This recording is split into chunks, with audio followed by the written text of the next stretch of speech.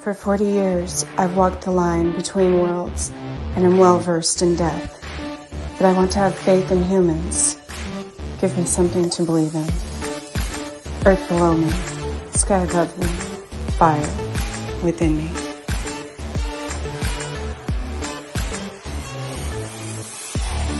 Brought to you by UPRN Network. I'm Trish Mo, and this is The Missing Piece.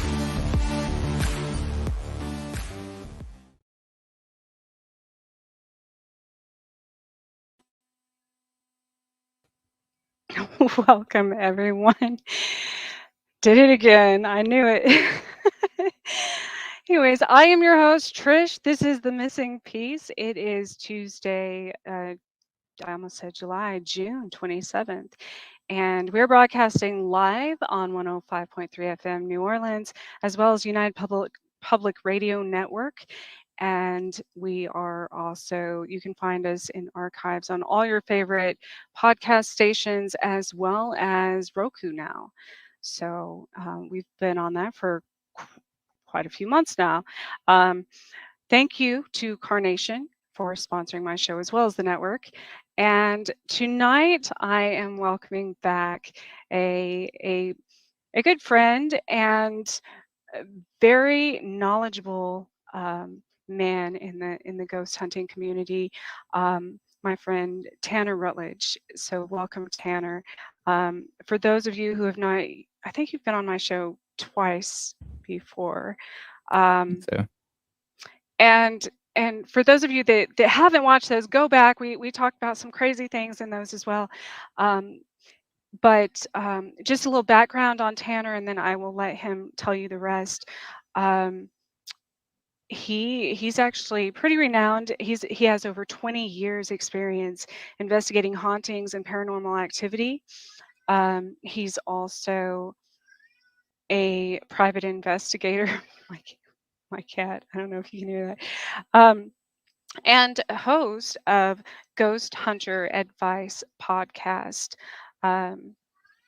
He's also hosts Writing Fright Podcast. Is that correct?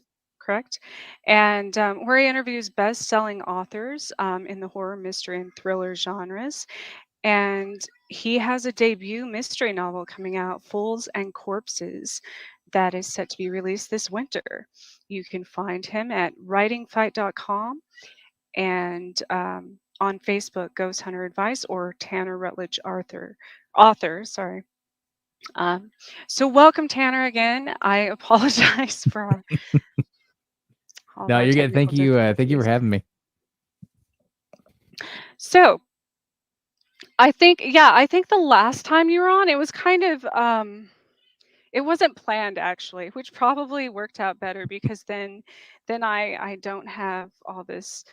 I don't cause all of my electronics to zap out, But or maybe it's the ghosts that do. I don't know. They're like, oh, Tanner's coming back on, Let's mess with that guy. So what have you been up to lately? I know that's exciting about your new projects. Yeah, thank you. And thank you for that intro. A lot. So I stepped out of ghost hunting for a while and concentrated primarily on my writing. So I was a private investigator for 15 years. I'm still licensed. I still am an investigator, but I'm not active in the courts in legal setting doing PI work. I always said when I was going to finish that, I would move into writing and taking my writing more seriously. So in 2020, I started taking more classes, getting to know other writers and other authors to see if that was a career path, and it is. So debut novel is coming out this winter. Can't really say when. It's either going to be like December or February, but it is coming out, and I'm super excited about that. I brought Ghost Hunter Advice back. So if there's anybody here that listened to the show, the old feed went down, and when I switched providers, it's a new feed. So it is back up, it's back out, and I'm getting the old episodes out as I recover them and as I remaster them, because I do have a bit more experience in the studio now than I did those few years ago when I started the podcast Ghost Hunter Advice. But yeah. So 20 years investigating hauntings, investigating supernatural activity, documenting those. So one thing that I try to do is always look for the narrative, look for the story there. It's part of, kind of, I've always been a writer, so that story element has been important. And traditionally, hauntings and supernatural activity have been passed down generation to generation as stories more so than evidence. So yeah, that's what I've been up to. Now, you've been a ghostwriter as well, correct? I haven't done well, yeah. So I've done a little bit of ghostwriting for some blogs. I've written primarily for trade publications. I used to have a column in PI magazine. I did the PI 101 where I taught new investigators kind of the basics of private investigation.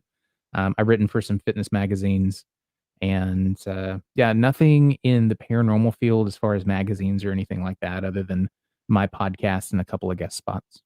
That's really interesting to me, since those are two of your main, very big passions in your life. So it's interesting to me that you've, um, I mean, I get it, that um, it's a lot to write a novel, Mhm, but it's interesting to me that you even on like blogs and stuff, you've never done anything like that before in the paranormal field. mhm, Um, Now, I know that's one thing I was thinking about, that last time we talked, actually, well, this was probably back in the fall. We were talking about the importance of taking a break from the paranormal field. Um, when you're a person that's very kind of deeply embedded in multiple um, probably locations at once, and different, helping different people and things like that. I know a lot of amateur ghost hunters and researchers that it might be something that they do once a month, once every few months, what have you. But I know for people like you and I, like, we become very involved in the research aspect and things like that, and it does take a toll. mhm. um, so do you think that, I mean, it sounds like the way you're doing it now and bringing ghost hunter advice back, which I think is excellent, because you were one of the first that I ever ran into, um, that also backed things up scientifically, Mhm. you know, um, and have had that experience for a long time. So do you think, now that the paranormal field, blew up over the last few years, do you think it's kind of balancing out as far as um, people being able to discern the frauds and things like that? Because I know that's a lot of your work as well. Um, yeah, so, like, with the frauds, what I've come to in the field is, like, when we're trying to get people to believe things, or when I started out, I think there's a way that we evolve as we walk into any profession, any hobby. We start off with this base understanding and going out with an idea or a goal, and over decades of doing it, that goal changes. You start out wanting to experience something, then it turns into wanting to prove it and wanting to show it to other people. That's Right. where all these teams come from that have these television shows, or not really television shows, that are showing their evidence, posting it online, looking for feedback. They're looking to get more people to believe what's happening, and after a while of doing that, you realize that it's not going to happen, because you can fake anything, especially with Right. AI and the technology we have now. Every single piece of dramatic evidence, from EVPs to videos to photographs, can be faked. Investigators can lie, people can lie, and quite frankly, nobody believes anyone anymore. People Right. barely believe what they experience. So it's, I'm in You're the right. I think in the beginning, we transitioned from people believing absolutely everything. mhm. Well, I mean, for a while there, before that, it was absolutely nothing. Nobody believed anything. And then we believed everything. And then we're back to nobody trusts anyone and doesn't believe anything anymore. But I do think people are more willing now to go out and experience it for themselves. So that's what I've run into. When people want to, they start asking me questions. They're like, "Well, I don't believe it." I'm like, "Okay." I'm going to be running this experiment next weekend. Why don't you come out with me and you can see some stuff and we'll see what you believe.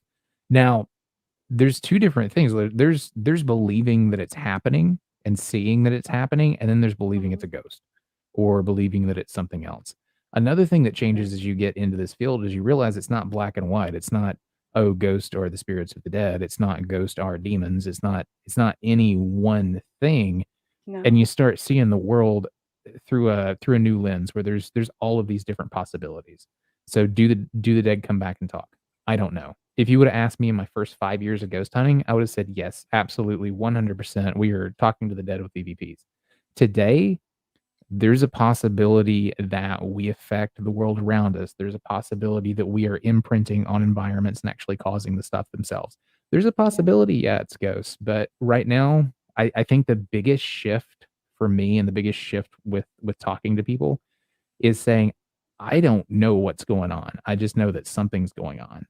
And with individuals, I think when it comes to showing like seeing who is a fraud, it's the people that like have the answer and it's this or it's nothing at all and they're selling you a t-shirt for it. Right.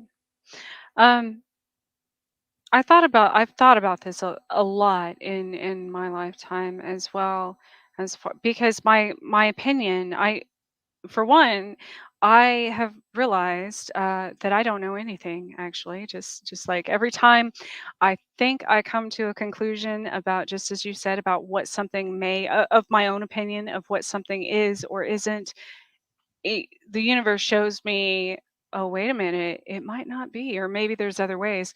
So then I was like, what if it's all of them?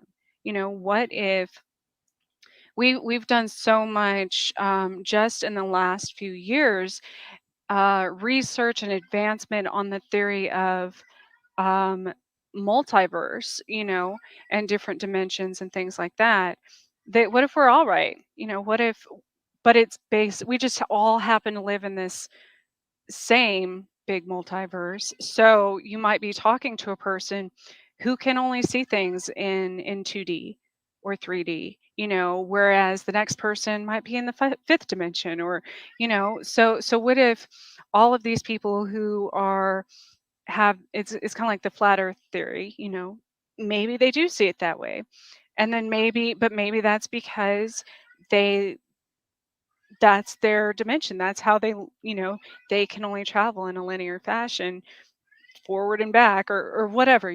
So I was like, maybe, what if we're all right? Mhm. Based on where we're at. And I know, so I try to keep that in mind when I'm telling people things, but I've come to There's the a conclusion. Sorry, go ahead. oh no, yeah, you go ahead. I didn't mean to cut you off. I No, I was going to say, even with I was going to ask you this because I read something recently. There was a lady that, oh my gosh, I'm going to have to look up her name. I had seen, she was talking about her she was kidnapped by a serial killer, and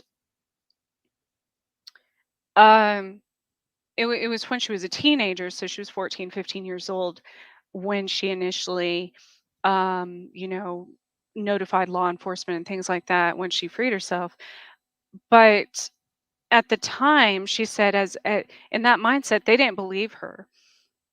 But then when she got older, she joined law enforcement, and she realized that, looking back, um, it wasn't that they didn't believe her. They absolutely believed everything she was saying, because she could prove it. She could prove, locations and um, just different things she had visualized, and she could name off, license plate and the description of all these different things, and in very great detail. And she said it wasn't that they didn't believe her, it was that this story was so shocking they couldn't wrap their minds around it. And I think we Yep. do that to ourselves as well, Well, you as know. investigators, as a private investigator, there were several situations that I went into where family members had heard something, but they just could not believe it because it was Hmm. so off the wall. We had domestic cases where people were leading double lives, and people think that they know their spouses. Yeah. your husband or your wife or whoever has a second family, and by the way, they're transgender and living as a, you know, Yeah. opposite of whatever sex they were at the time. Those cases were insane. It took actually physically going there and showing them what was happening to get them to believe it Yeah. and to open up. And when they did, they cracked them. And that's a danger that I talk about with people, and I have for years when they do want to come out in the field with me. It's like, listen, you have this set idea of what your reality is, and you might see something tonight that challenges that. And for someone Mhm. who is set, stone cracks. If your ideas are set in stone and you're not open to maybe I'm wrong, there could there are psychological damages or psychological dangers to going into, excuse me, these situations and seeing things that you don't believe in, and having that something that is so foundational to your view of yourself and your identity, to have that Mhm. shaken, it really affects people. So I try to make sure that Yes. people are ready for that, and some people aren't.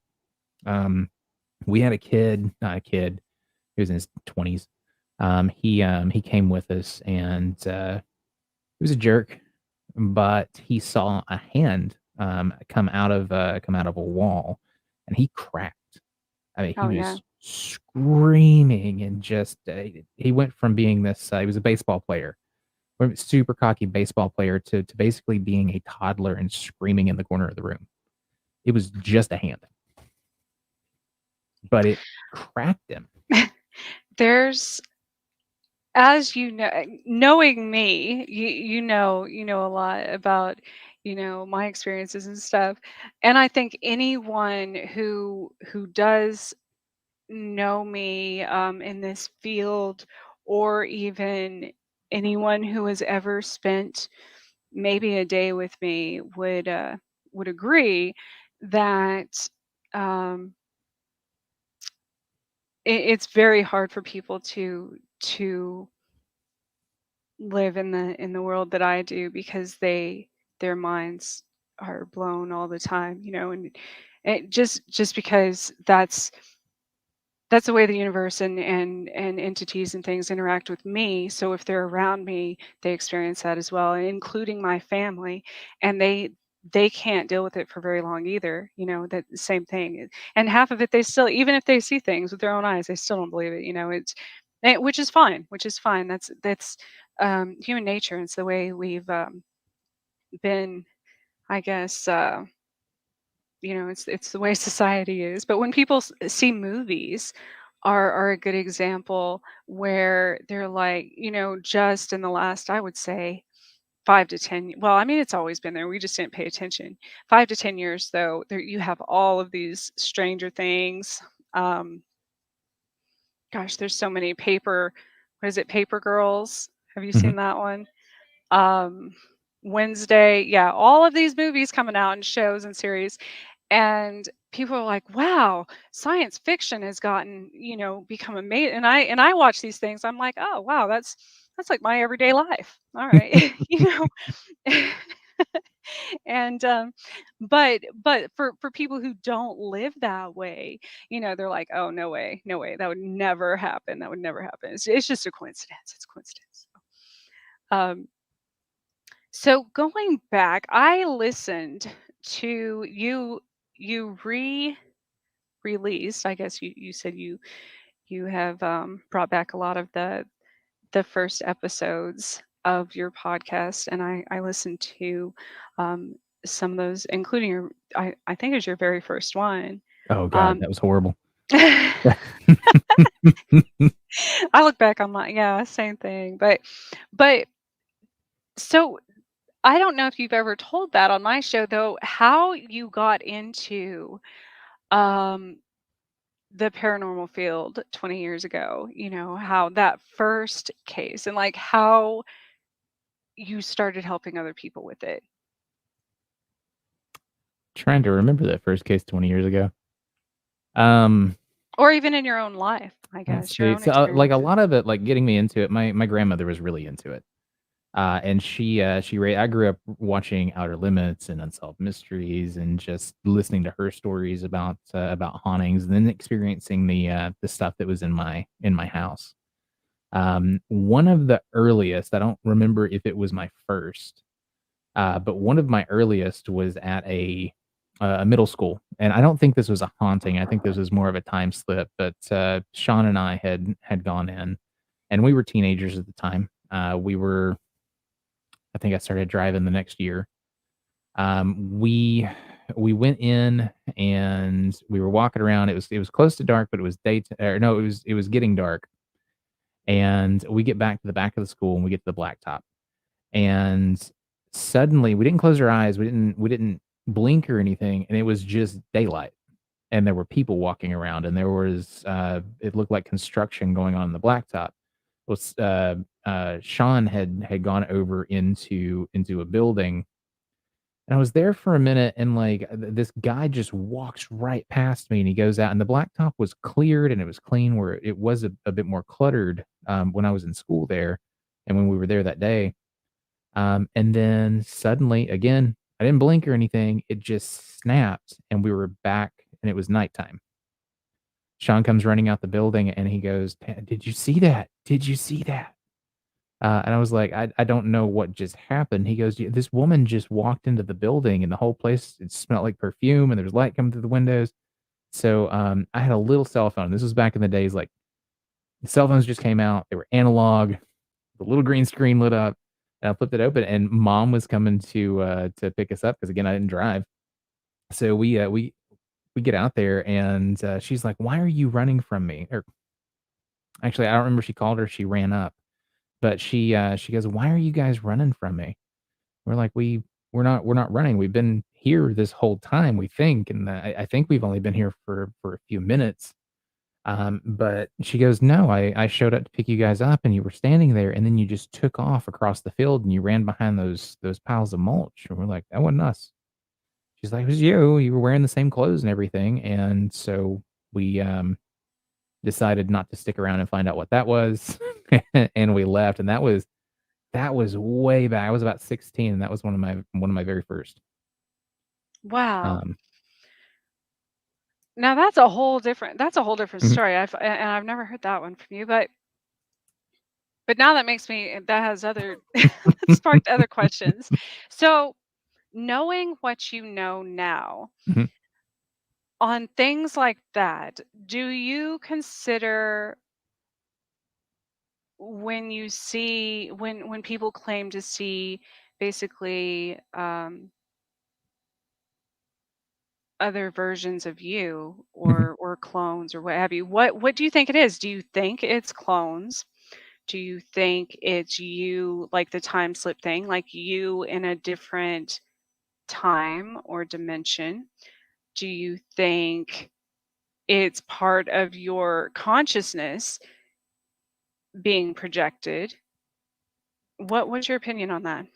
So that particular instance, I didn't know at the time. I just thought it was weird. I was a kid, and it Right. wasn't until, I don't know, maybe close to 10 years later, that I ran upon another time slip, and I was with an investigator who actually knew what that was. Um, and I was able to look back and say, "Oh, that was most likely a time slip." I think what we were seeing there was us running from something, possibly in the future or later on that night. Time slips have this weird thing where there's multiple points. They think this is all theory, where there's multiple points on the timeline that touch. You have past, you have present, you have future of what happened on that property, all happening simultaneously. And being the big thing here is being experienced simultaneously by different individuals or by a single individual. With this one, like looking back on it, I am curious, like if we would have stayed there, would something have been chasing us across that field? Would we have run? Because it's kind of circular. So we look back in the past, to where some work was being done in the school. I think mom looked into the future of us running away from something. Now there are other like doppelganger type things that we've heard about, or we've had clients that experience. If there is an entity with intelligence, um, The way parapsychologists believe that we see or interact with ghosts is that they're not physically there, they're overlaid over our perception. So, like, our Right. eyes and our brains are, um, decoding the environment around us, and we're seeing what we need to see, but those things are interfering with that and kind of transposing or transplanting themselves over it. And then we're able Yeah. to see them. They're not actually there. We're just seeing them, however they want to be seen. So they could be anybody they want. It's Right. one of the rationalizations as to like why ghosts have clothes, 'cause clothes can't die. That's how they present to us. Um, Hmm. and then, I mean, there's people that believe that there's demons and these elemental spirits that could really just be whatever they want, whenever they want. Right. And then there's extraterrestrials who have now with more people coming forward in studies, they have kind of the ability to project images and things. Even, they consider them also like the walk-ins, and different types of shapeshifters, things like that. But also the living, I've found since I had been used and experimented with. I didn't experiment with it, but other people experimented using me with remote viewing and things. Um, in that manner, and I think a lot of people actually do that without even being conscious of doing it, without consciously doing it, which is also a danger, Mhm. you know. Um, and then of course all the courses and stuff nowadays that teach people how to do things like that and astral project and Yep. and remote view and stuff. But there's a very for those of us who didn't learn for those of us that learned the real hard way by you know by default of it just happening in our lives. um that's a dangerous line, of where you're kind of teetering on the line of well, aside from privacy issues, but free will and things like that, and so which it's like I said, those of us that are in the field know that there's universal laws on these things, like psychics know. We Mhm. can't just use our gifts to go, um, you know, take money from people and things like that, because there would be there's consequences to things like that, or even for witches. You can't just go around cursing people. There's a price for that. There's price. Everything it has a balance, and so I think it's dangerous that.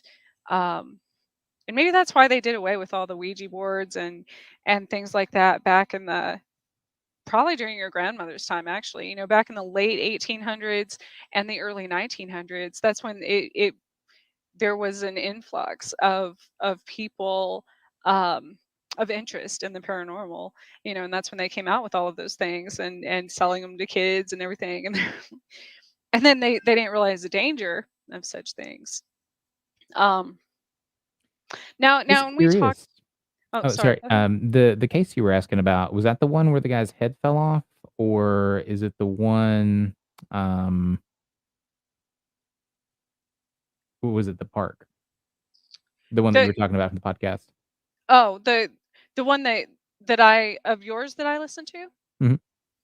It was you went to you were telling about discerning between fraudulent cases and those that weren't. And in this specific case, I think it had to do with a lady's family was actually Oh, yeah. behind So that making one her wasn't think my she was first case. crazy. That one was actually just it was probably somewhere between 2012 and 2015. So I had 3 cases back to back with that one. So we went in. I was actually hired as a private investigator for that one. I did it as a debugging. We went into their house. She said, "I don't know if my house is haunted. I don't know what's going on, but I need somebody to check it out." And I said, "Okay, I'll come out and look at it." and I might charge you for a debugging, which is where we go through a house, we make sure there's no listening devices, any electronics is not supposed to be there, or anything that would be causing an issue for the client. So that was she had gotten in touch with me through a family member who knew me, and I went to her house, beautiful house. It's one of those, like, when you walk in, it's like a Scooby Doo house. And when I walked in, I started looking around, and I found speakers in the walls. I Wow. found different things that to just they were just weird. So outside of the house, there were footprints leading around a window and like through the yard, and I could tell where somebody had been ducked down, listening or doing something. It turned out like the family was her adult children. She was very, very wealthy. Her adult children were trying Makes sense. to fake a haunting to get her to publicly talk about it so that they could have her declared basically incompetent to handle the funds, and they could take control of all of the assets. They were Wow. written out of the will. Yeah. Good for her. So, yeah, that Oh crappy my case. That gosh. one wasn't a first case. That one, that was my first, I call it a Scooby Doo case, but and then I had, like, 3 or 4 other cases that were very similar to that followed. That's interesting. And I assume that nowadays it would be so much easier to do that with I don't personally use, and I hate it. I don't use it. Like Alexa. No offense Mhm, to Google or Apple or any of those. Siri, I don't like. I just don't like it because I don't like Bluetooth. I don't like. I remember watching all the ways that people can hack into like baby monitors and things like that, even before things like Alexa came out and Siri and all of that. um, it's just you're giving people more access to your life, and especially I would assume if someone with money, someone with um, any type of it's just like anything political now, or certain, I don't know, celebrities and things like that. Um, and it goes back to no one trusting anyone, mhm, but it's the same. My daughter, I was we came to a house today and she was going to ring the doorbell, and I'm like, no, no, no, no, people hate doorbells, don't do that, because then people's dogs start barking, or you might wake someone up or whatever. And she's like, well, then why do you have them? I was like, well, it's really older houses, actually, before people had phones to call and tell somebody that they're going to stop by, or which it was, if you think about it, we didn't that was the alert that people would have back in the day. Technically now you have instant messaging abilities. We don't have mhm, Pony Express, so it allows easier access into our lives, but it's scary because it is hard to differentiate.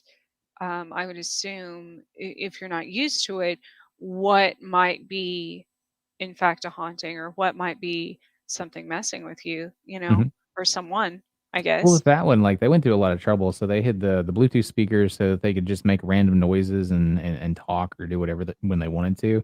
But then they also, like, left windows open, and they came into the house and walked around and stomped around, would move things. So this was, like, gaslighting times 1,000. They Wow. would go in and, like, move her keys. They would go in and, like, move cups around, move her food, and just make her think that she was losing her mind or the house was haunted. They even walked around in costumes, just in case. No, that Wow. is I'm not kidding when I say Scooby Doo case. That's that's crazy. And now it makes you wonder how many of these cases, there's so many. I've been studying a lot of, because Kansas is like the it it was notorious for mental institutions and asylums back in the day. And I've been looking into a lot of the records of patients at these places. And it makes you wonder now, knowing these things happen, how many of those cases were that same, were actually the family or somebody else doing.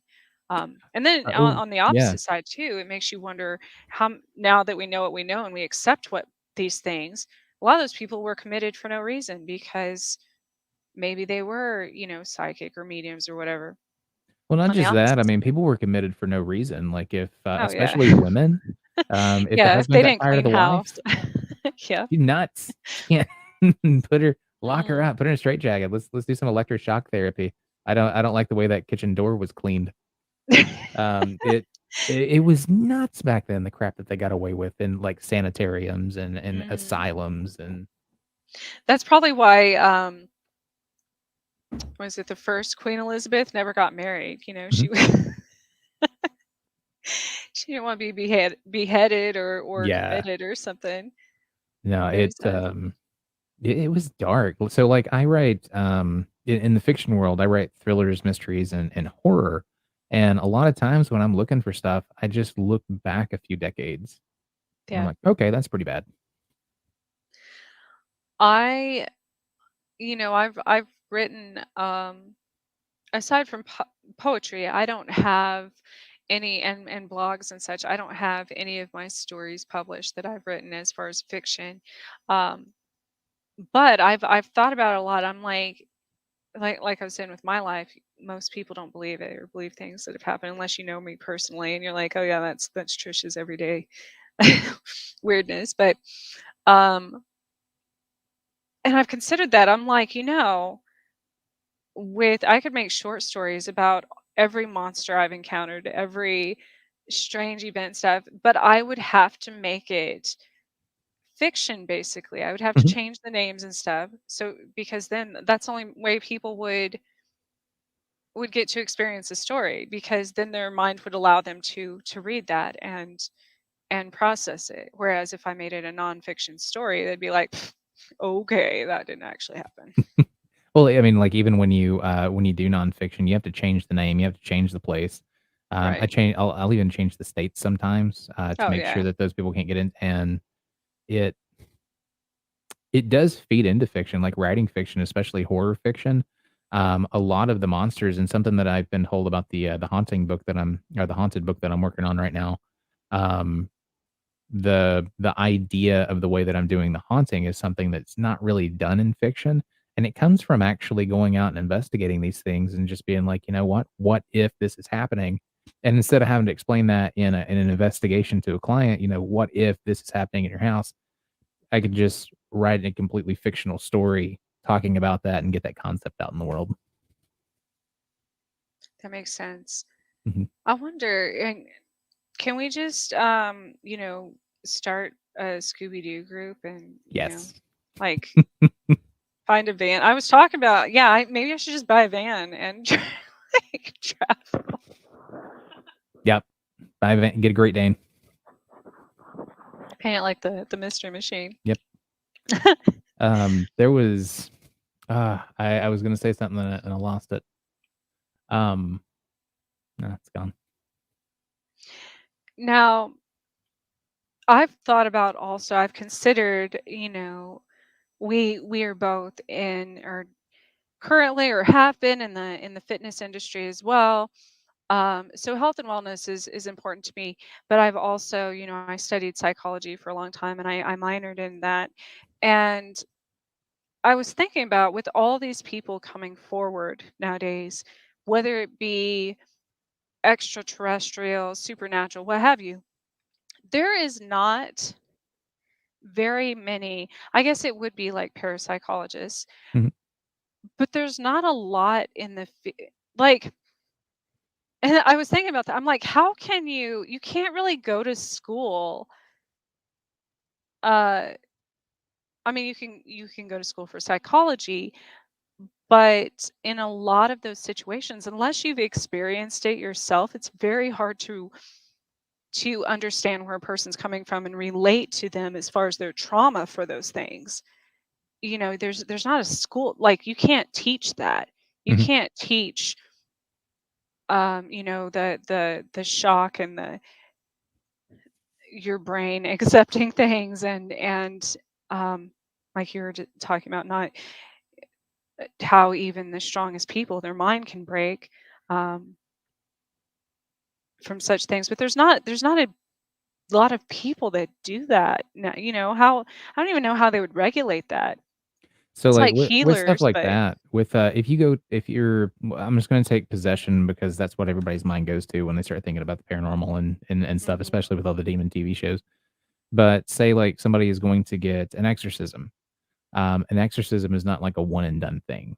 mm-mm, You would go through you first you'd be evaluated, along with multiple times of meeting with the priest, going through the ritual and going through the actual exorcism.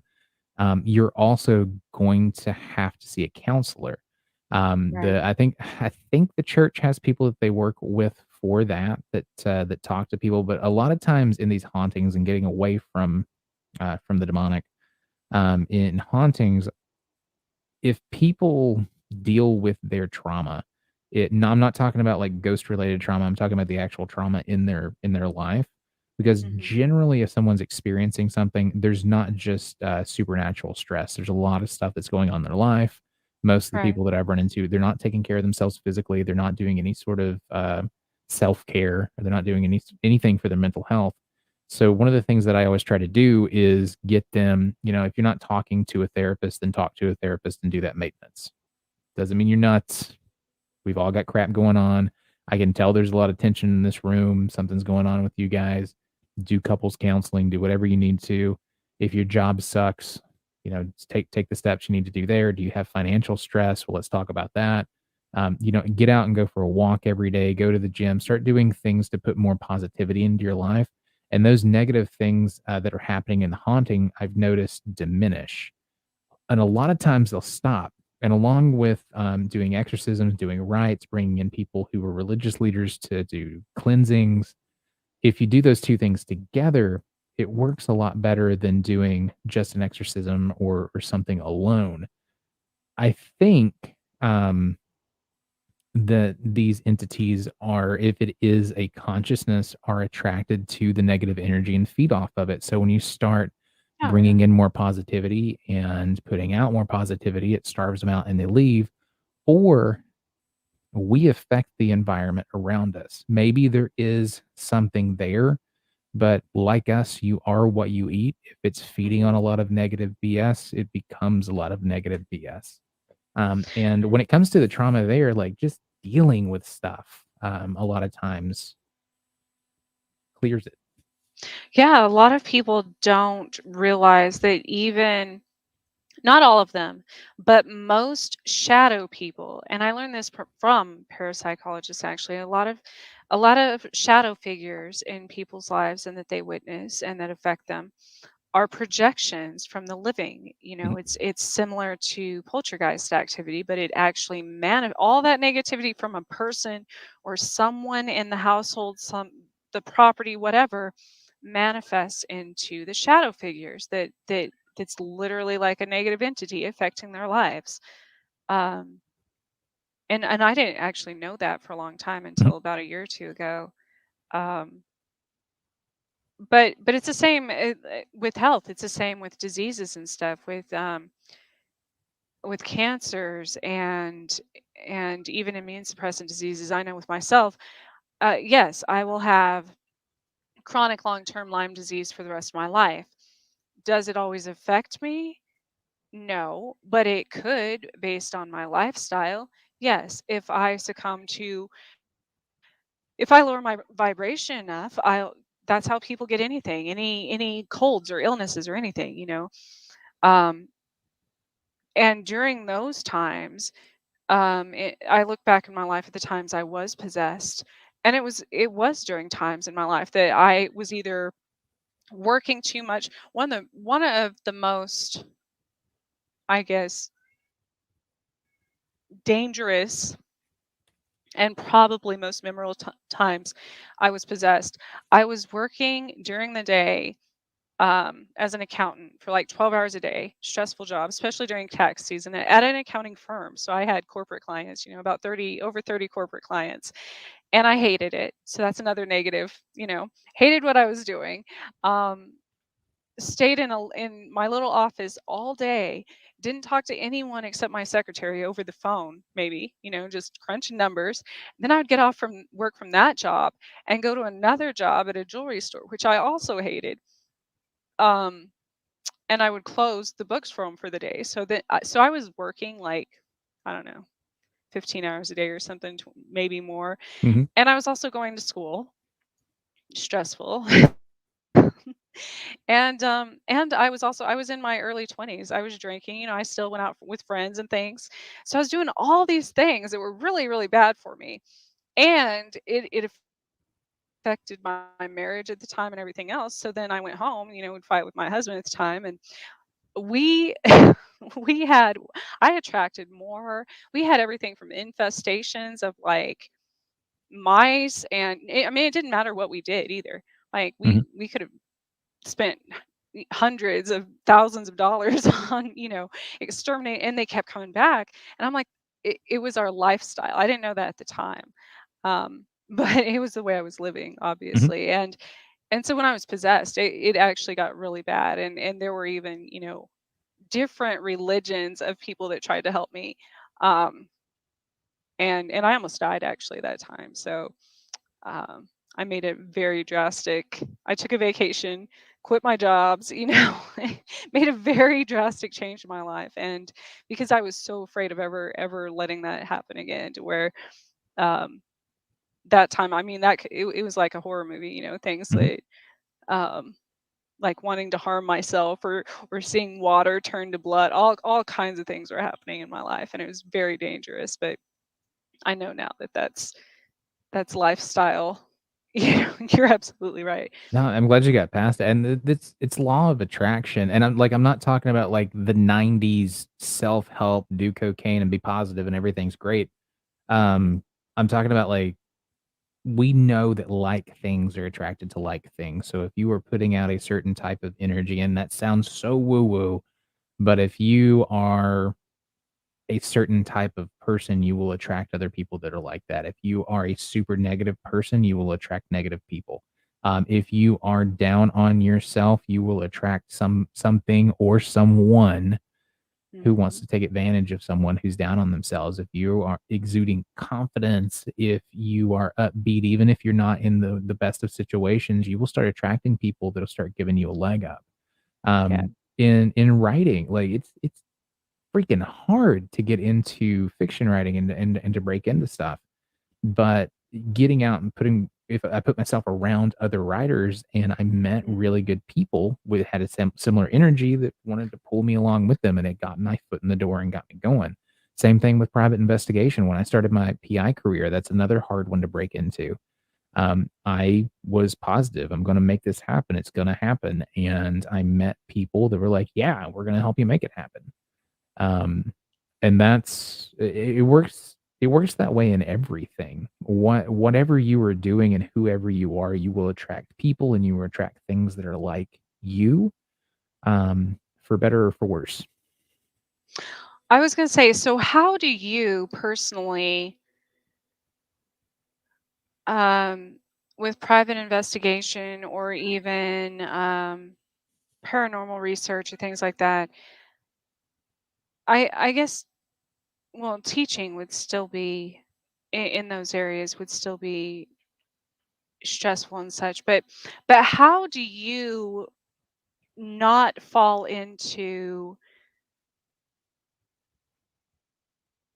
I guess, taking all of that home? Mhm. What do you do personally, aside from like exercise and fitness and things like that? What do you do personally to stay grounded and not allow all of that to affect your personal life? Before I didn't, and I got divorced.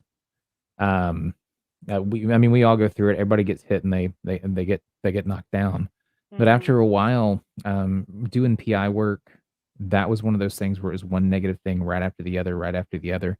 Doing personal training and having something to balance that out, was how I pulled myself out of that. Exercising was a big part of it. Reading, making sure that I'm consuming content that's filling me up and filling me with positive ideas, mantras. I'm not talking about self help. I listen to a lot of finance podcasts about saving, getting out of debt, um, and moving forward. I listen to I read books like Atomic Habits, and I just put as much positive I feed on as much positive content as I can, and I try to stay away from negative stuff. Today, I curate my Facebook feed to make sure there's not a bunch of crap showing up for doom scrolling, and make sure there's not no political either side of the political stuff on there. Yeah. And I curate what I consume. Um, Also, I don't do PI work anymore.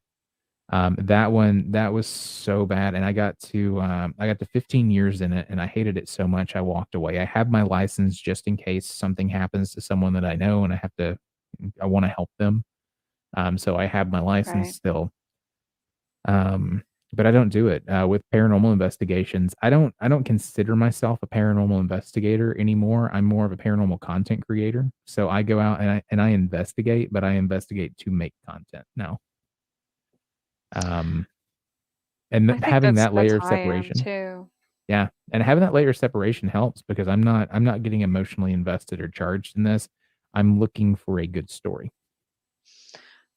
I think one of the most beneficial things I did, it wasn't until my near death experience back in maybe 2018 that, I mean, it had happened all my life where spirits had tried to contact me and communicate with me about different situations and cold cases and missing persons cases and things like that. But it wasn't until that time that I was bombarded with it, with them. I became almost like a social worker for spirits, for the dead there for a while. Is what I felt like, and those cases were consuming me, you know.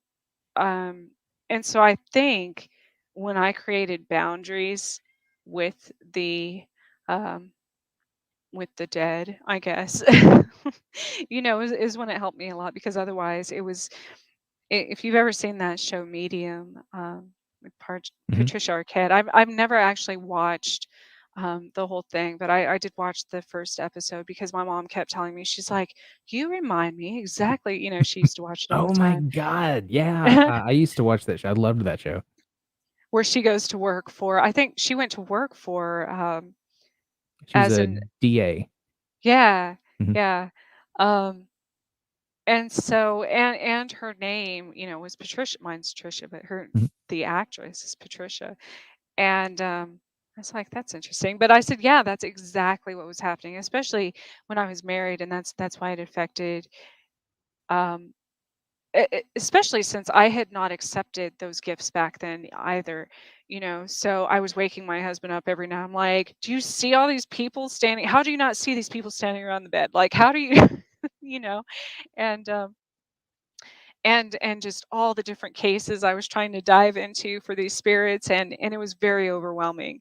And I definitely didn't know how to create boundaries or anything. It's just like, as a PI, you can't humanly possibly take on every single case that people ask you to do. Well, as um, a PI, like, there's a hard stop there. They've gotta be able to afford me to do it. right. That's the Yeah. And they can't just come stand by your bed in the middle of the night and yeah. It's say, like you have to pay the retainer. It has to be a legal issue that I can help you with. Um, and those were the 2 big ones. Like, it had to be legal, it had to be, you had to be able to afford it, or it had to be super interesting enough for me to say, "Alright, I'll do it." now recently, see, I've been studying a lot of, which is interesting, that a lot of historical um, cases come across my radar recently. Maybe because I'm more knowledgeable, and maybe because that's what interests me. So I'm also reaching out in the ether to much older cases and like famous people and stuff. Like, I researched Jesse James a lot recently, especially since Mhm. that's a lot of the Kansas and Missouri area. But um, I think I was thinking about becoming a private investigator recently. But then I was like, man, I'm very empathic, and I can't. There's a lot of humans that absolutely disgust me in this world with the things that we're capable of, as far as I've always said that, like, humans are the biggest monsters in this universe. So I don't know that I could do that. Just You I think it it's would a get old really business. quick. Yeah. Like, it's, a lot of people look at it and it's like, "Oh, it's like it is on the TV shows or the movies and stuff." Being a private investigator is it's a business. So, it is there, and the reason that you were doing it and, like, your guiding light is, "I need to pay the bills, and I want to make as much money as I can." And that's what you do as an investigator. Now, that has to be balanced with professional ethics, and I'm not just gonna do everything I can to make money. Right. But you don't always work for what you would consider the good guys in the case. You work for who pays you first. So there's a Yeah. lot of times that you're working for Yeah. people that you don't like. Especially when you start out after you've been going for a few years. Like, I got to a point where I could pick and choose my clients. I could say no to those people. But when you start out those Right. first few years, when you're building your reputation up, you're working for big insurance companies or corporations that are hiring you, and you're Mhm. probably doing a discount for it. And they're wanting to screw someone out of the insurance settlement that they need, or they're wanting to get somebody out of a property and they're looking for dirt on them. You're trying to defend someone in a corporate death investigation who probably is at fault. Your job is to investigate and be as impartial as you can be, but they're going to be pretty pissed if you don't find something that gets them off the hook for it. Right. So there's a lot Yeah, of see, I that don't that think people I don't could think of. do that.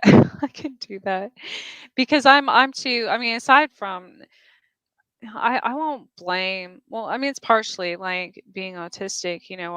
I'm very blunt and very. I tell people what's on my mind, and I'm Mhm, a very bad liar. And um, so even people I network with, people, if I were to, that's why I have a hard time being like a brand affiliate or doing anything like that when people ask me to do mhm, promos for stuff, because if I don't know a lot about it or I don't feel that the company is not something that I also stand for, I have a like I have a personal, problem that really, really gets to me on things like that. So I don't think that I could do that long term. I would probably insult somebody or offend them in some way a yeah, it lot. it takes a few years. Now, every once in a while, like, you catch some people doing some really bad stuff working for those companies, but more often than not, you're just out there trying to get them off the hook for something. Even when I was doing a lot of personal training, Mhm, the type of clients that come to me know that I'm one of those people I'm not going to sugarcoat mhm, anything. Like, you're probably not going to like what I have to say, but it'll probably, to me, that's the only way I learned from other people is someone who's truthful with me and honest and tells me what I need to do to change. Like, I mhm. appreciate that, but not everybody does, and I get that. So Yeah. that's Now, as a like, going through getting in shape and becoming a personal trainer, that was huge. Learning how to structure something as large as a novel and learning how to go through and write. My editors are, I don't wanna say jerks, but they're they're brutal, but that feedback's important, and there's this thing, and this is also for, like, ghost hunting. As a new investigator who's stepping out, who is, like, somebody's calling me and they're wanting advice, or somebody's wanting me to go through their investigation and point stuff out. So, judicially, I'm recognized as an expert in the investigative process. Not ghost hunting, the investigative process. So I'm going to go through and I'm going to look at how you ran that investigation. I'm going to look at your logic. I'm going to look at why you're saying what you're saying, what conclusions you're drawing, how you did the evidence, how you set up if you even had any controls when you were running experiments. And I'm going to point all of that out. And it's going to sound very, very cold and very brutal, but it is cold. This is an investigation. It's supposed to be an impartial thing, and people need to hear that feedback. I needed to hear that feedback when I started. right. It's not I would I would be being unkind if I didn't do that. I think, yeah, absolutely. And I feel the same way as far as anything I do. If I go to that extent, that I'm doing it for the benefit of my client or whoever I'm working with. And um, oh, I was going to say, speaking of, have you considered ever working on just kind of like, I guess, kind of like Patricia Arquette, not as the DA, but because I've thought about this as well, just working with law enforcement. For a while I was doing like some missing persons cases and such, but just working with them for specific cases I that have. you happen to come across and things like that. I haven't done things that I've happened to come across. So with law enforcement, with government agencies or municipalities, they contact me. So like I would go Oh, in. I nice. did a lot of fraud investigations, surveillance, and I would help with different things. Mhm. Especially if they had something that was like some sort of, I don't want to say corruption issue, but they had an issue with a city official and the police department could not be directly involved in the investigation. I would step in and take on that. Um, Oh, that would but be. I've done Yeah. that before. Yeah. I think it got to a point with, and like you're saying, it's probably a combination of law of attraction and time slips, things like that, as far as things that happen in the future. Because it got to a point when I would dive into like a missing persons case, somebody who's still alive but been kidnapped or something like that.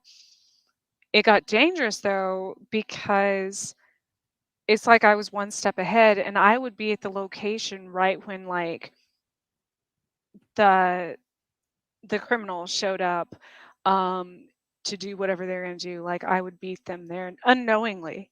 Like I would think that I was going to a location where something had already happened, and I was actually meeting almost meeting them at the place that they were about to do something. So Mhm. that's kind of dangerous. So There are so little things like that. We called it like this weird investigator's intuition where like we would lose somebody that we're following. And I'm like, you know what? Screw it. I'm just gonna go stand over here on this corner for a minute and see what happens. And the guy would walk past or drive oh past yeah. or something. We pick back up on him. With different cases too. And a lot of that's gonna depend on like the cop that you're dealing with or the city official you're dealing with. With missing person cases specifically, like we had this one city who if someone was close to retirement, they would be in the missing persons division because they were going after runaways. Even when we had one case that was obviously not a runaway, but they wanted to treat it that way until we got the district attorney's investigator involved in it. And then you've got people like who are higher level investigators who understand private sector that were fine with and actually wanted us brought in contract on stuff. So it's the personality of the cop on the case. Now back to movies and novels and things like that and authors. I know we've discussed this before. And just this last year, actually, it's happened numerous times because I have quite a few friends who write, well, both nonfiction and fiction, but a lot of science fiction as well. Um, and somebody will call. I don't know how many times this happens. Something crazy, of course, will happen in my life. And I don't mean normal, like my normal everyday crazy, which is probably still crazier than most, but I mean like really crazy will happen in my life. And then, somebody out of the blue says, "Hey, Trish, listen to this story I'm putting together." And I'm like, "Stop."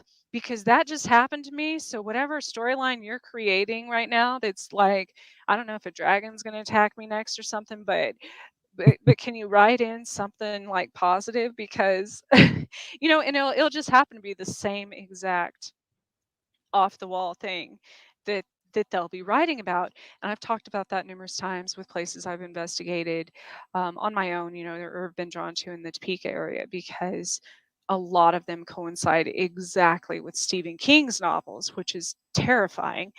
And so how much of, you know, us basically creating our reality, how much impact do you think that has on our lives? Um, a lot. So there are actually studies going on right now about our reality and our perception of reality. There's a theory right now that we all actually have different realities that we're experiencing. Mhm. It's one of the things where people can see the same thing and they'll describe somebody with a totally different shirt. Or you'll Yeah. walk into there's times like Kristen is convinced that the wall is like black, and I'm like, no, that's blue. And the way we experience, I mean, there's color blindness and stuff like that, but there are I, different things along the timeline that seem to hit different for different people. So it's possible that like our perception of and how we are interacting with touching, seeing, smelling, hearing is different from person to person. I think it would have to be. I think Mhm. everyone's perception of everything is different. Even e- my perception of myself is different than yours of me, and vice Mhm. versa. And that's why I always that always confused me about even like religions and stuff. I'm like, aren't there technically millions of religions? Because everyone's is different. Everyone's perception of whatever you are, if you're Christian and the Bible is different, everyone's perception of, because it doesn't matter who you talk to, um, everyone has a different opinion about literally everything. Um, and then on the other hand, my mom, back to people living in different uh, dimensions on the same plane. My mom and I were talking about this the other day because growing up in New Mexico, or even, well, the Phoenix, um, most people are familiar with what happened in Phoenix years ago, where there were hundreds of thousands of people that witnessed UFOs over the city. But even some people, they could have been standing right next to someone who witnessed this, and that person didn't see anything. Mhm. So I'm like, maybe that's the case where, plus it has intuition, the ability to experience certain clairs that, uh, you know, clairaudience and clairsentience and things like that, even being clairvoyant, telepathic abilities, all of those things depends on the person. Back to the lifestyle thing, you can't experience any of those things if your mind is constantly cluttered, and technology and everything else does that these days. I personally, I don't watch TV that much. I'm in nature a lot. So I do things where my mind is quiet, and so I have the ability to allow those things in. Whereas in this day and age, most people can't, because Mhm. it's a noisy world, you know. And that's why it's important to unplug. Like we went up to Gatlinburg. We try to go up a couple times a year and just get a cabin in the woods, and I'll go up and just sit outside and write vignettes because things slow down. You start to feel things. You start to experience time different, and Yeah. you get more detail out of the world around. And it's important to slow down. I've tried to stay off Facebook. Actually, I don't have personal accounts anymore on any social media platform. They're all creator accounts, or they have to do with a business or a product. Um, and that's all that I use it for, content creation and driving revenue. It's a job when on social media, when I'm on a screen. Hmm. I write on a computer, and I work on a computer, but I try not to watch too much TV. I try to get my entertainment from reading and sitting with words and with something that moves at a bit slower pace. I was at work earlier today, and someone walked in and they were talking about how the day was dragging, and I looked at the clock and it was 3 p.m., and the last time I looked at the clock it was 8 p.m. For me it was a split.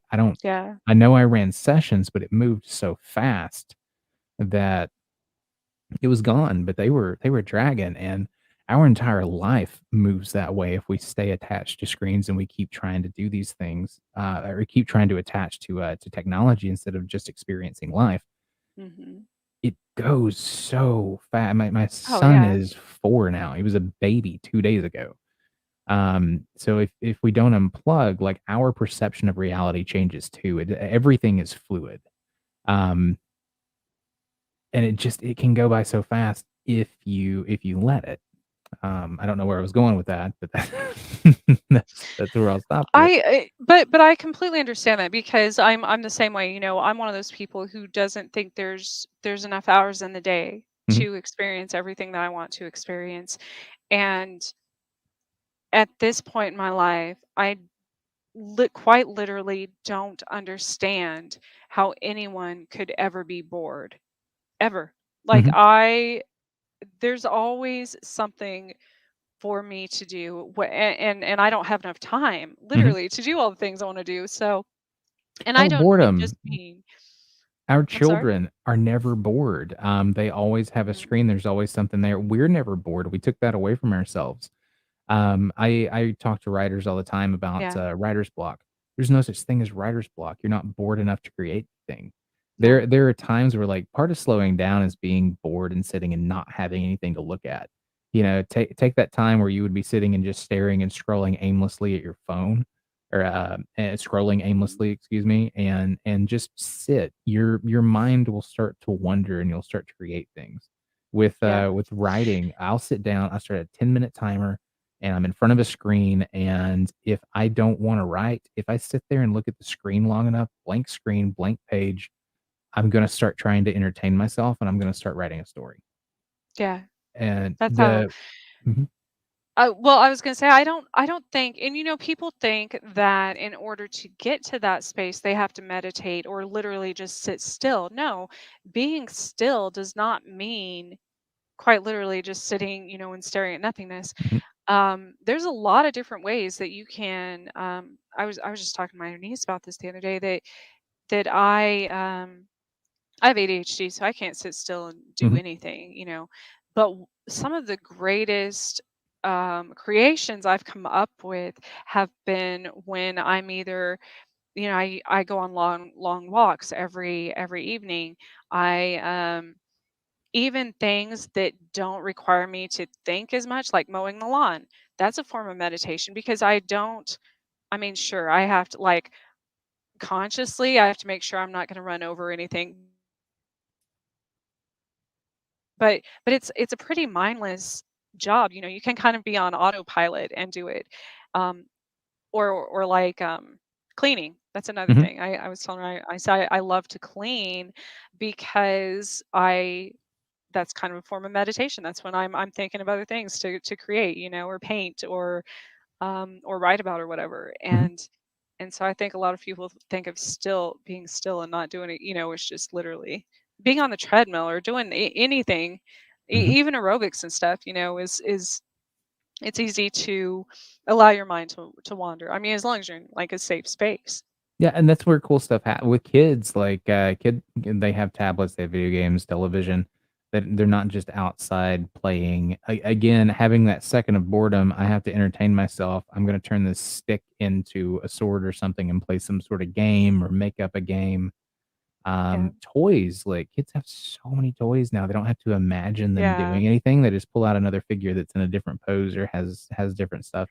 It's I mean, it's cool that we have all this stuff, but I it's think it's sad dangerous that too, though, and well, and look at sad. Yeah. generative AI. We've got writers right now that are depending on a couple, not a lot, that are depending on AI to plot their novels for them so that they could just go and connect the dots and write it. Um, we haven't See, but taught then you ourselves to take be away creative. the human energy of creation Mhm, because I've talked about that a lot with art since I'm an artist. When you take when you have a painting that takes someone 40, 50 hours to create, they're putting that time, that human energy into that painting, whereas AI can go and do it in, you know, 30 seconds. mhm. And it's really it is sad. It's sad because I think we're becoming codependent on all of these things. For even kids in school, they don't even know math anymore because they're like, "Oh yeah, I'm really good at math. Let me pull out my calculator." Yep. What? No. Or yeah, I'm a great writer.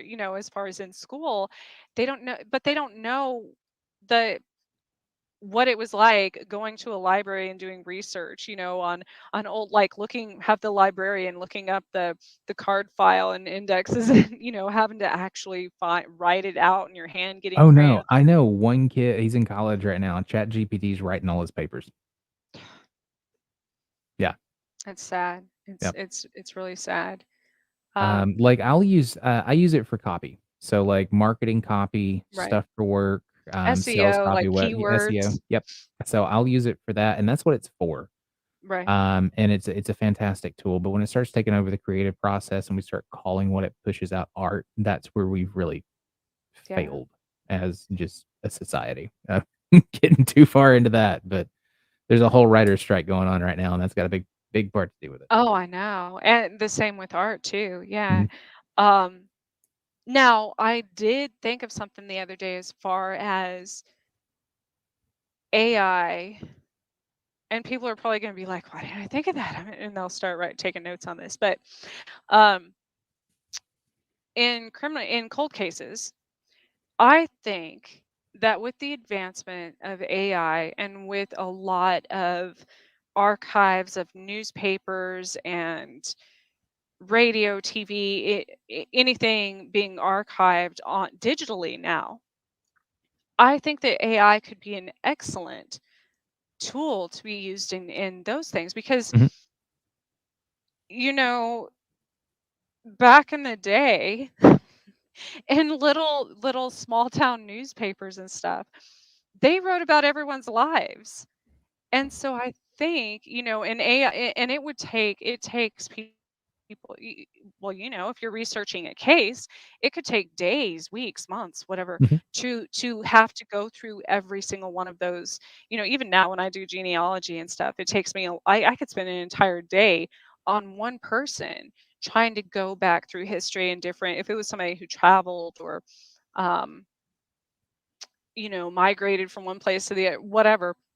It takes a long time to go through those Mhm. records, whereas AI can do it very quickly. And I think that that might actually be a great tool in assisting with, Oh, yeah, like, because companies are using it. there's stories, especially with like homicide, serial killers, things like that, that might pop up that don't directly have to do with something that's already been documented in the legal system. Could be like the person's mom or something Mhm, says, "Oh, little Johnny came home for a visit this weekend," because newspapers used to put stuff like that. Anytime the family came home, anytime anything big happened, somebody had a birthday or whatever, they would write about it in the newspaper. And so I'm like, man, that's yeah. where I found a lot about like Jesse James and going through stuff that I'd never heard of. I was like, There's a lot in these, and they've only put those online in the last 2 years." Yeah, I So was gonna say, like, a lot of those weren't online when I was doing research into houses for hauntings, or I'm doing, like, historical research for, like, a book or a story or article or something. Like, I had to, like, call the libraries. I had to, like, call the newspaper companies and be like, oh yeah, "Hi, can you send me yep, whatever you've got from 1932," or whatever. Um, and it was a nightmare to go through. If all that stuff is put into something and you have an AI to go through it, it's done in 30 seconds. You have your timelines, you have your bullet points, you have it organized if you give it the right prompts. And that's what hmm it's for. It's an amazing tool for that. Doing research for novels has gotten a lot easier. It cuts down my planning time because instead of me having to go through and hit 90 billion websites and go down all of these rabbit holes to find them, I yeah. can go to AI and be like, please find me a list of websites and articles to read about subject whatever. Um, and I can even put um a cross reference for an idea or a view on a topic versus something else, and it'll organize it for me that way so that I can just go through, read it, pull what I need, and start writing. Um, Great tool Eh, for that. what's funny is I've always, for those that don't know, in the other worlds or underworlds or ether, um, that's the same theory and same concept as what guides do technically. People always ask mediums, how out of millions of people do you someone comes to you and you contact that one person when there's billions of dead people out there. Well, no, we don't directly initially we put the spark out there that's who we're looking for. And it's almost like there's like there's like runners, and it goes through this network of things that like they go to a system and say, hey, we're searching for this person, and it puts that out there, and then eventually like, but it's the same concept. Like once you tap into that, it's easy to do. And then you could literally communicate with anyone who's ever lived, technically, if you wanted to. Mhm. Um, which is very odd to me that nobody ever does that. That's what made me interested in the historical aspects of it is, um, not researching things that trying to make things knock on doors and things like that. I'm like, I Yep. want to know how the universe works, and you know these people who no one ever got to talk to when they were living and things like that. I don't know, you glitched out there Oh, for yeah, a I'm back. sec. So last weekend, Mhm. so I asked Tanner earlier today if anything unusual happened to him over the weekend on would have been like Friday or Saturday night. Um and I would pull up the post, but I haven't she hasn't gotten back to me as far as her. I won't mention the group or person or anything, but it was in your area. Mhm. And this is one of those cases like, did everyone, was it a time slip? What happened? So I'm gonna ask your opinion of it. Um and she did not public, as far as like, people didn't go to the news about this. It was in one neighborhood. So it wasn't for recognition, it wasn't for, there's no um like other motive behind this. It was just asking opinions of what happened. But in one neighborhood, it was around 1 o'clock a.m. and this lady experienced some knocking on her door, not only the front door but also the back door. So, and she said it was about 10 knocks, and it wasn't just a normal knock. She said that it was a knock like the police knocking on the door. That was her her exact quote. Um, and at that same time, neighborhood dogs started barking and going crazy. And so she got up, went outside. At the same time, four of her neighbors also opened their front door and were looking around. After the men in the neighborhood, searched the perimeters, didn't find anyone, they all had um, security cameras, ring cameras, things like that. Nobody caught anything on those. And within a few minutes of being outside, they all saw a giant flash, like a lightning bolt, go across the sky. There was no thunder, no sound to it whatsoever, complete silence. Um, every one of those neighbors experienced the same knocking at the same exact time. That's So cool. what's your take on Intergalactic it? Ding Dong Dash. So so you all will have to go, because I've only seen one or two episodes. Again, I don't watch anything, but always a movie or something comes across my radar um when things like this happen. And the funny thing was that I had just that day followed up with Tanner about the show tonight, and it was literally right after that I read about this. And I'm like, there it is. That's the synchron. Like, there it is. Um, so I believe it's called Paper Girls Mhm. on Netflix. I think it's on Netflix. Might be on Amazon. Pretty sure it's on Netflix. Um, watch you could probably find just in the preview of that. That's exactly what happens in these time slips that happen. Mhm. Um, that this entire, I guess, world community experiences. And every time they see this like lightning bolt coming, every time there's going to be like a time slip. And so I was like, huh, that happened right in your neck of the woods. Like, I'm gonna have to see that. That's neat. Yeah. so Um, and it's probably proof that like aliens have teenagers too. yeah, yeah. Yeah. There's another show about that. Ironically, about a babysitter that only babysits for aliens. Nice. So that was two things. But as far as creating your reality, do you have things like that happen in your own life every day as well? Not really. My life is pretty normal now. Basically, I go to work and I work on books, create content. Even with Ghost Hunter Advice, I don't have a regular release schedule, so I'm not always looking into stuff. I'm not always going down those rabbit holes anymore. It's just when I do find something or I get called into something that I think is going to make a great piece of content, I'll put out a new episode. Like the old episodes are coming out now, but the new ones just come out whenever something happens. So no, Huh. I'm pretty much I work all the time. Either at my I'm over corporate wellness for a company. So I do that regular 9 to 5 job, and then I basically get up super early and write, or excuse, I get up super early and edit, and then I write on lunch, and I write in the evenings, and I just super focused on getting this writing career going.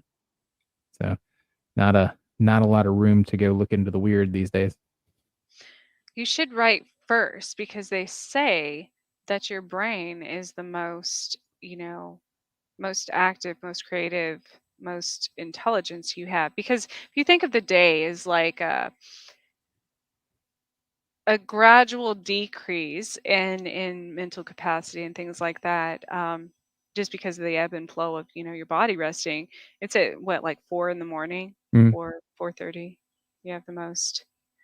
I used to meet clients at the gym and go work out and stuff at like 5:30, mhm, but then I started journaling at around that time. And interestingly enough, it was during times where I had a block in creativity, and half the things I was like, "Oh, this is stupid. I'm not, it's not going to work. I'm not going to do this," or consistently. That was the time that I wouldn't even remember half of what I wrote at 4:30 in the morning, which most people wouldn't. Like, mhm. even with dreams, most people forget them within 5 minutes of waking up. So that was an excellent time I found. Even if I looked back weeks later, I'm like, wow, that was actually intelligent. Like, that sounded really. See, that's why I edit in the mornings though. So like I do first draft like throughout the day. Like 11 to 3 is like my best time to get first draft Hmm. in. And then when I'm editing, I just go through and I clean it up and I tighten the prose and I make the writing better.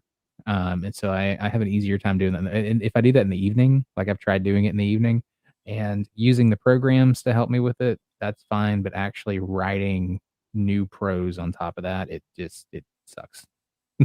So I do Wow. that first thing.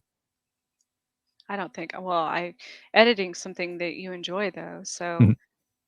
that you're probably more productive at that, getting more done in a shorter amount of time, I would think, during that Yeah. time. I think when I say things happen in my life that are unbelievable that people don't, I think they happen to everybody, but I Mhm. think people just don't pay attention. I was explaining that to I took a walk with my mom and my daughter the other day, and we're walking by this house. And now it's summer in the northern hemisphere, and so everything's green and things have bloomed, and there's this one house, only one, and it had two trees in its yard that were completely, there were no leaves on the tree. Hmm. um the trees weren't dead, but they just didn't grow any leaves. There was nothing on the branches. There was um the people only, there were weeds in the yard, but that was it. And I said to them, my mom and my daughter just walked by it like another house. I said, no, this house, you can tell a lot about people by the houses they live in, and yards and things like that. I said, these people aren't fond of plants. And My daughter said, well, how do you know?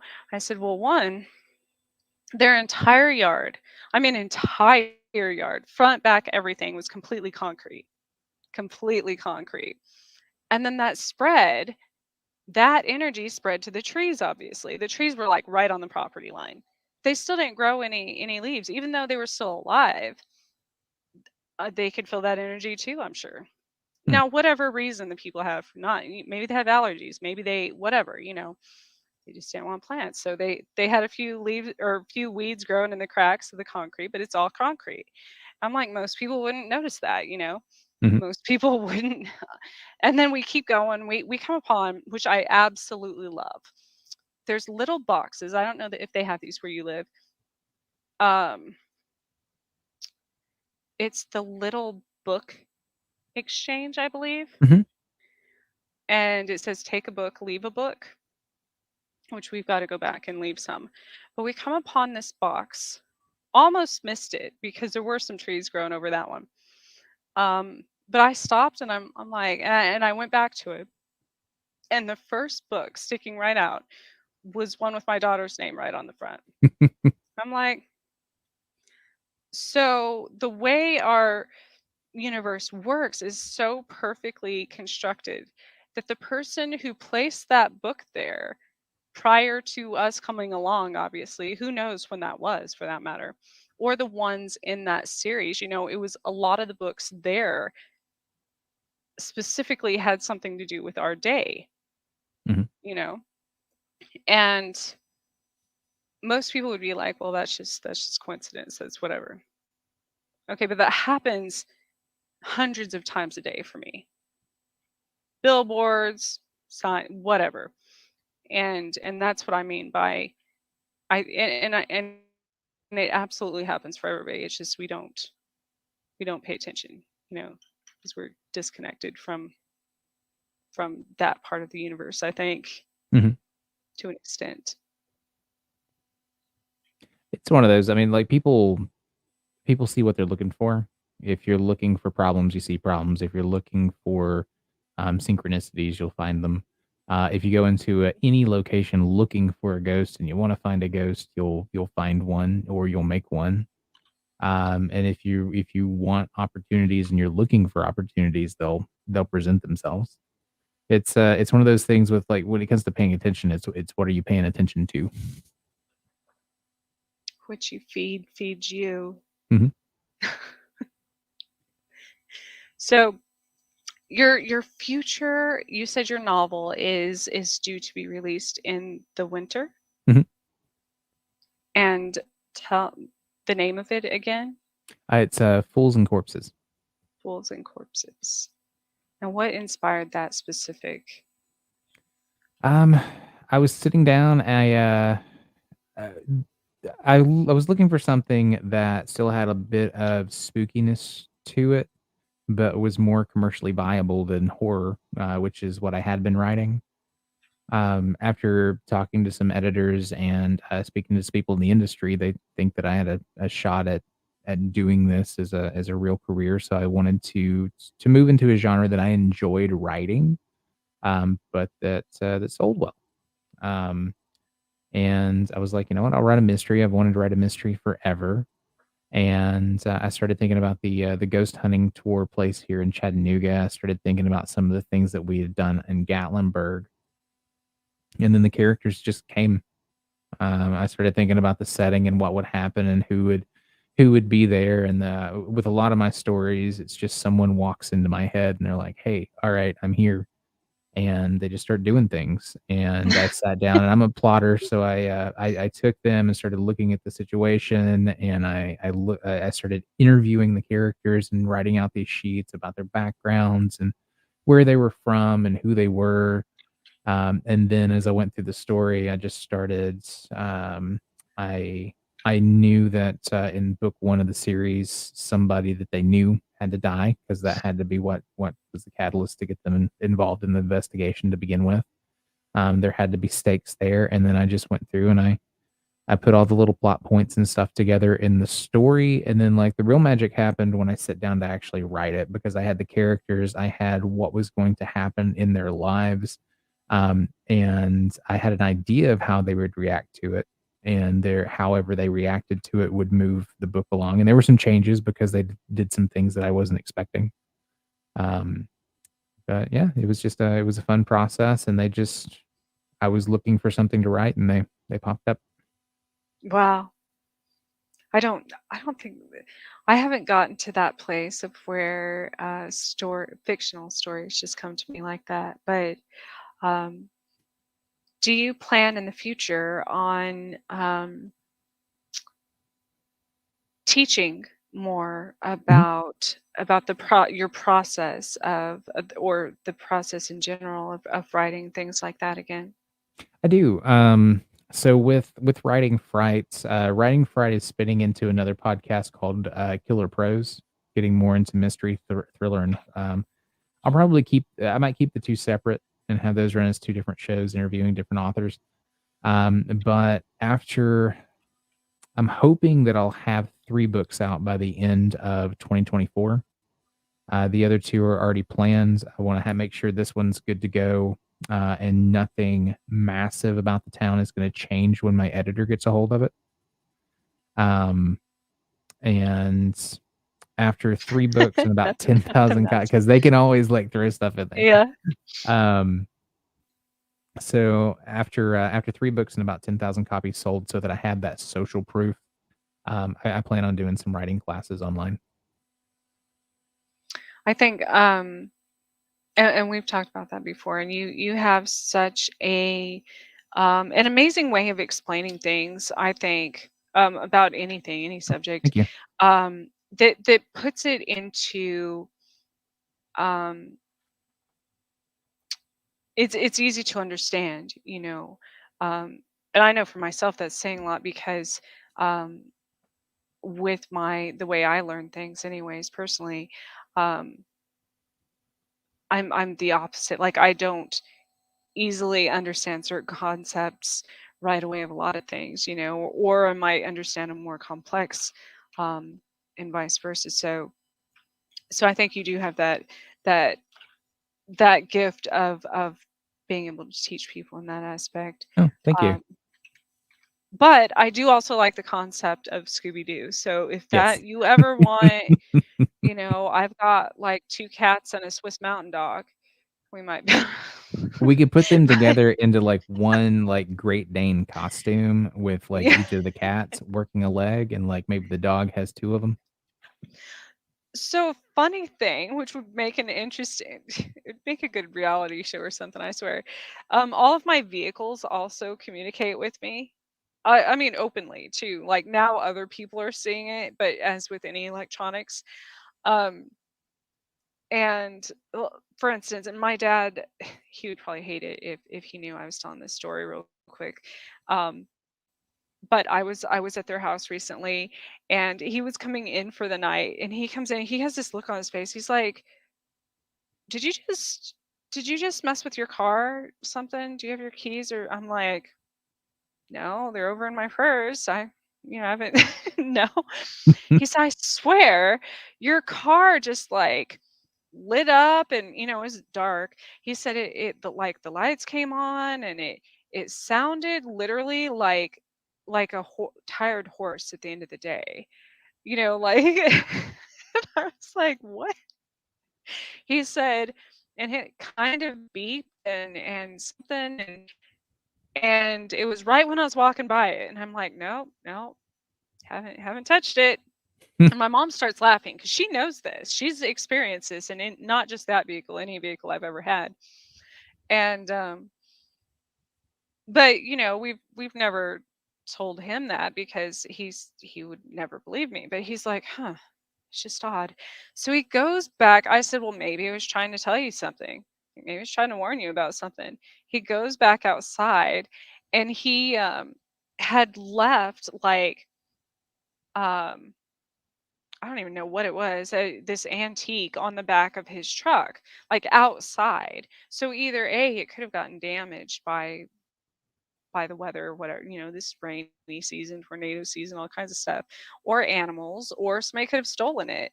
And I'm like, "See, I was trying to tell you something." And he's like, No, no, that's probably just a coincidence. I'm like, okay, it tells me stuff all the time, so Yeah, and as weird as it sounds, like cars, we spend a lot of time in them. We put a lot of focus and Mhm. energy in them, and people we love our transportation. It goes back to horses. We loved our horses. Um, Yeah, and I think we imbue them with a little bit of energy. It's there's been times that my car has swerved for no reason. I didn't act on the steering wheel. There was no way that I could react, and I missed hitting something. yeah, Or the car is having trouble, and it's like just 2 more miles, and it'll start to die, and I'm like, please just go 2 more miles, and it'll hit it. I had yeah. my transmission went down and did that with my transmission. I was like, you just got to get us to the shoulder, and we'll be fine. And it sputtered just enough. I had this one little bit of get up left and got over to the shoulder, and then spent 3 months in the shop getting a transmission put in.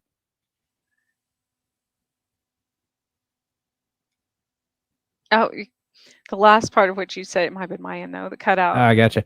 I was just saying, like, we got over to the shoulder and then spent like 3 months in the shop getting a new transmission. Oh no. Yeah, that's the last car that I had to do surveillance in. So I did surveillance for about 2 years in that car, and it's a lot of time doing super sneaky stuff in there. I recently sold my truck and I was actually really pretty my daughter was too. Like I was sad about it. And I know it's a material thing, but like I said, that thing, it just like yours has probably saved my life a few times. Mhm, It even and this goes back to maybe, there's Bluetooth and like everybody has on different models like the GMC and Chevy and all that has what OnStar whatever mhm, and then anyways, there was someone following me one time and I noticed it home from the gym, which happens to women a lot, especially at night. mhm, And my truck dialed 911. Like the dispatcher comes on over my intercom out of nowhere and I'm like but it made me I turned off to talk like into a McDonald's parking lot or something to talk to her because she was asking for my location. I was like, I apologize, ma'am. I'm not I didn't call. But the car went on, and because I stayed there for a bit, they probably, you know, knew my location and everything. I mean, as far as the dispatcher, but it was interesting that it was like 911, and I'm like, I don't have I didn't call, but this person had been following me for a while, so it was super it was incredible at the timing, I guess, so I was in danger and something, whether it was my vehicle or something else put out that call emergency, was mhm. was right at the time that I probably would have been like, who knows what happened if I would have gotten home. I was only a few blocks from my house at the time. So if I had made it that far, maybe I would have been injured or something. So I think things happen. Yeah, I'm that really one's protected definitely, for that's what you want a car to do. It's some. like, "Get me to where I'm going, make sure I don't get kidnapped, call the cops if something happens." I always think about that now too. This is from too many scary stories when I was little and like R.L. Stein books and stuff. Mhm, But now that they put the new notification on your dash, look in the back seat before, but it's referring to car seats and children, But I don't think of it that way. I'm like, damn it. Like I'm looking in the back seat to make sure there's not a killer behind my seat, that's like hiding hiding out or something. we That's had, this is one of those weird things that we all experience. We recently, put our dog down, and she was in really poor health, and no. she had arthritis, couldn't move, so she would yip at night when she had to go out, and she was not a small dog, she was a husky mix, and so she would be like, "Yip, yip," until somebody got up, and, we were all laid in bed, and, like, I wake up because I thought I heard the yip, and I'm kinda, like, half asleep, and I'm like, "Oh, I'm just dreaming." Can I go back? And then like Kristen taps me and she's like, "Did you hear that?" And then like Finn's awake and we all heard it at the same time. There are no other dogs around here. Wow. It's weird the energy and the things that will stay around. Stay around, yeah. Mhm. I know where I live now, my my niece had a cat that passed away about a year ago, but my cat, I noticed playing with it a lot at night, Mhm. like late at night. I mean, my daughter was like, "It looks like she's playing with something like another." I'm like, "She is. She's like she's playing with Oliver, the old cat." It stays around there. Oh, which is interesting, that reading box, Mhm. where that was located was not even half a block from where um the lady she bought her house from passed away. I didn't know that Oh, actually wow. until today. But one of the books had my daughter's name on it. There was another book that said that was called, it was something very specific. It was like Messages from Angels. So really cool, the synchronicity in that one, Mhm. you know. Um, Especially since I didn't know that the lady passed away. Very, very nicely. No bad vibes whatsoever, lived in the same house for like 60 years. Um, but I didn't know that. So that was interesting that all, and we had just passed a memorial garden I didn't even know existed that day, right in the same area. So it's interesting how That's interesting. our worlds communicate. But Tanner, we are getting close. It's already been, I can't believe it's been 2 hours, but um, as always, it has been a pleasure. Tell everyone where they can find you. I guess I Yeah. have it now that I put this new banner up. Yeah, no, I love the new banner. It's awesome. So like on Facebook, you can find me if you're looking for ghost hunter advice. You can find me at Ghost Hunter Advice on Facebook and Instagram. Trying to think if I'm anywhere else. I don't think I have a Discord or anything up for Ghost Hunter Advice. You can also, if you want to check out the show, listen to the podcast. It is audio only, and you can find it on Apple, Spotify, Amazon Music, iHeartRadio, and I believe I'm still on Sirius FX. Um, and connect with me on Facebook again at at Ghost Hunter Advice. If you are interested in writing and stuff, you want to check that out. The podcast for writing is called Writing Fright. It is everywhere that I just mentioned and a few other places. And then my website, writingfright.com. If you want to check out some of my books as they come out, you can connect with me on Facebook at Tanner Rutledge Author. And I'm going to be starting a book club on my Lenora Lore site. And for those of you that don't, everybody's like, "Ooh, what a cliche name!" No, Lenora. That's my middle name. So I actually, It's and it legit. was both grandmothers. Yes. Um, so that is that's where that came from. But I'm gonna start book club on that of all these amazing authors that I know that have either books coming out or have written books in the past. So I'm Nice. excited about that. That way people can one of the biggest things that readers can do for authors, I've done it a lot, is leave reviews. Yes. The same as it's different coming from your editor, opposed to actual people who read it. So I do that a lot. I like doing that. I like giving feedback and how it affected um, or synchronized with my own life. I think that's really cool. So, That's fantastic, and we love hearing that, and not only is that, like, a big boost for us, or, like, if there's stuff you didn't like and you talk mhm. about it, it lets us know what to fix in the future, but, there are certain marketing avenues and certain markets and stores that we cannot get into until we have a certain amount of reviews on the books. So that actually does open money and opens doors for us to make more revenue in different bookstores and through different marketing platforms by having those reviews. And I used to, I still try to. I used to be a part of book clubs that actually, I know this sounds ancient and probably ages me.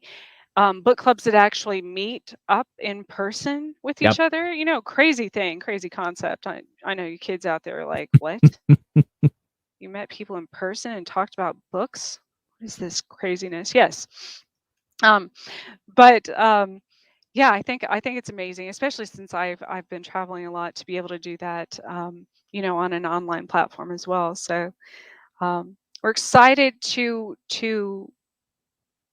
see the how your next project unfolds, your Oh, novels. So, thank you. and thank you again for being on my show tonight. It's always a pleasure to talk to you. Um, Likewise. Thank you again to Carnation. See, I mentioned it twice this time. Twice. Twice. For sponsoring my show and, of course, the network. And everyone, next week, if you celebrate Independence Day, I believe that is. So since I changed my show to Tuesday last year, I had a show on the 4th of July, not even a pre-recorded one. I was probably the only one, and it sounded like a war zone in my neighborhood. I mean, although that wasn't different from any other night, um but this year it'll now that I switched to Tuesdays, it'll be on the 4th of July again. So, if you celebrate that, happy Independence Day. And I will probably do a pre-recorded show so I can actually spend the 4th with my children this year. Um, Everyone have a safe week. Keep your pets inside for that day. I always worry about them. And we will be back the following week. So, um, and you too, Tanner, have happy 4th of July. Oh, So, you too. thank you. Have a good night, everyone. Thank you for listening. And we will see you next time.